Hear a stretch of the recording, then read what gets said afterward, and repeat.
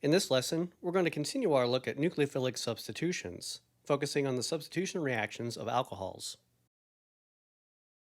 Direct nucleophilic substitution on alcohols typically fails, and that's largely because of the poor leaving group, hydroxide, associated with an alcohol.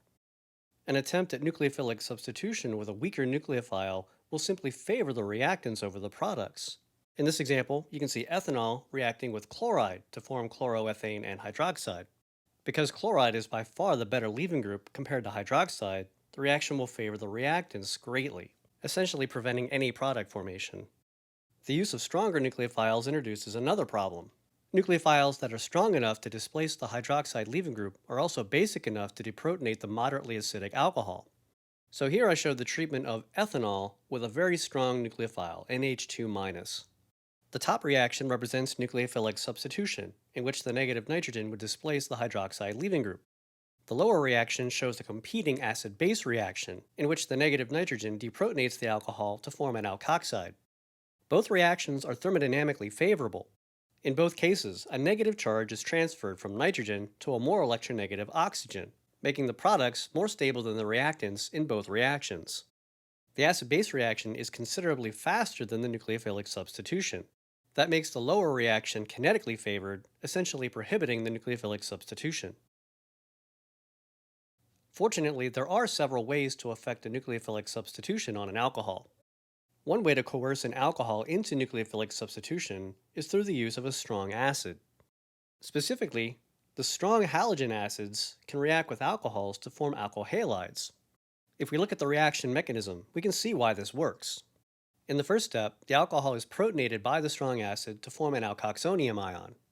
Due to the positive charge, the alkoxonium ion is considerably more electrophilic than the initial alcohol.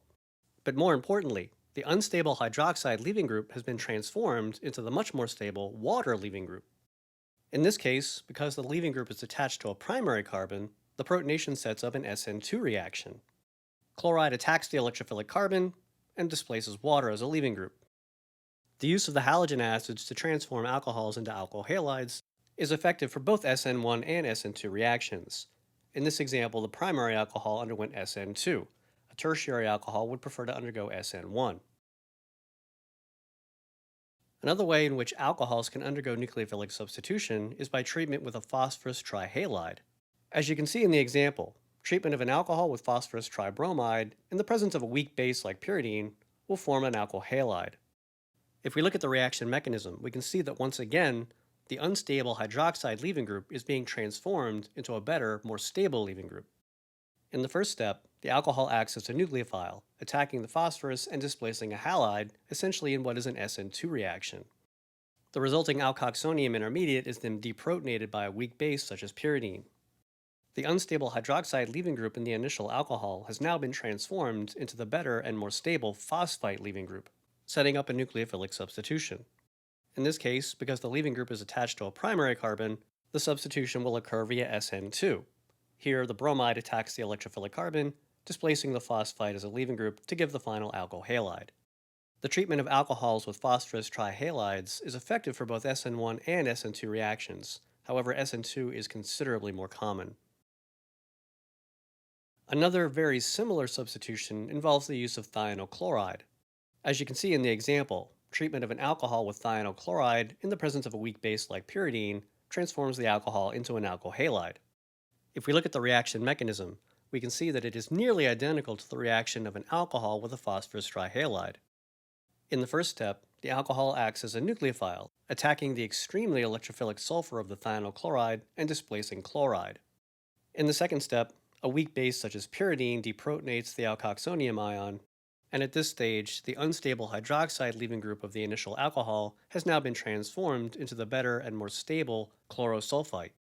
This sets up the nucleophilic substitution, and again in this case, because the leaving group is attached to a primary carbon, the reaction will be SN2.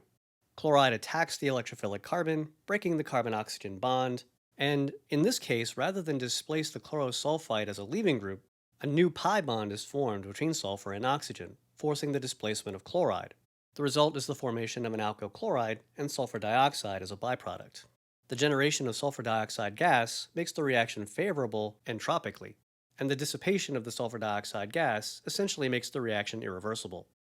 The use of thionyl chloride can affect both SN1 and SN2 reaction mechanisms. However, SN2 is considerably more common.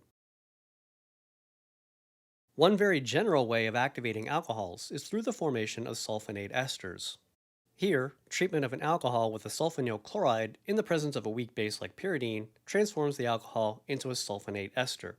The R group in the product can be just about anything, but there are two very commonly encountered sulfonate esters, shown here on the right. When the R is a methyl group, the sulfonate ester is called a mesylate, often abbreviated OMS. When R is a toluene substituent, a benzene ring with a methyl attached at the opposite end, the sulfonate ester is called a tosylate, often abbreviated OTS. If we look at the reaction mechanism, we can see that it closely mimics the first two steps in the reaction with a phosphorus trihalide or thionyl chloride. In the first step, the alcohol acts as a nucleophile, attacking the electrophilic sulfur of the sulfonyl chloride and displacing chloride. In the second step, a weak base such as pyridine deprotonates the alkoxonium ion to give the final sulfonate ester. Unlike the reactive intermediates formed in the reaction with the phosphorus trihalide or thionyl chloride, a sulfonate ester is relatively stable, and that relative stability enables it to be isolated.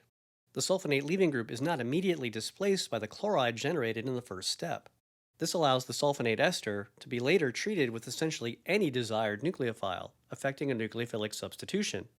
The sulfonate anion is an excellent leaving group because the negative charge is spread out over all three oxygen atoms via resonance. And now one of the dumbest things you'll ever see.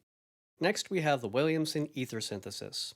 The Williamson ether synthesis is simply an SN2 reaction between an alkoxide nucleophile and an alkyl halide electrophile.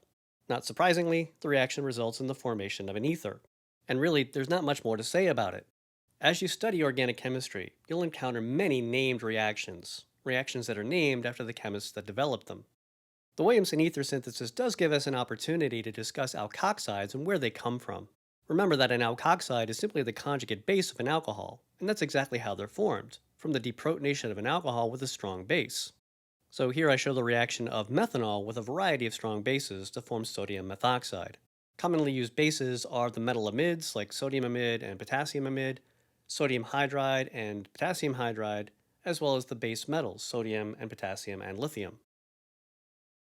So far, all of the reactions we've looked at have been intermolecular reactions in which one molecule serves as a nucleophile and another molecule serves as the electrophile.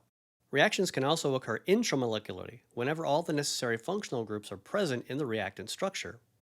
If we look at this example, we can see that we have 4-bromo-1-butanol. This molecule possesses both a nucleophilic alcohol and an electrophilic alkyl halide. The nucleophilic character of the oxygen can be enhanced by treatment with a strong base, forming an alkoxide.